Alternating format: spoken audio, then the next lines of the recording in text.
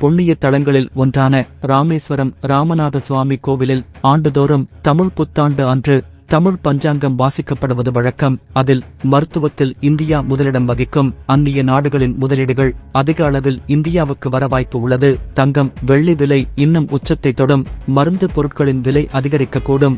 நிலக்கரி இரும்பு சுரங்கங்கள் பெட்ரோலிய கிணறு போன்றவற்றில் விபத்துகள் ஏற்பட்ட வண்ணம் இருக்கும். ரத்தம் சம்பந்தப்பட்ட புதிய நோய்கள் வெளிநாடுகளில் இருந்து இந்தியாவில் பரவும். இந்த ஆண்டு மழை அதிகமாகவே இருக்கும். விவசாயம் நன்றாக இருக்கும். அரசியல் கட்சி தலைவர்களின் நற்பெயருக்கு களங்கம் ஏற்பட வாய்ப்பு உள்ளது. ஆன்லைன் வர்த்தகம் அதிகரிக்கும். ரியல் எஸ்டேட் துறை பின்னடையும். உலக அளவில் புதிய நோய் தாக்குதல் வரலாம். வெளிநாடுகளில் சிறுபான்மையினர் கடுமையாக பாதிக்கப்படுவர்.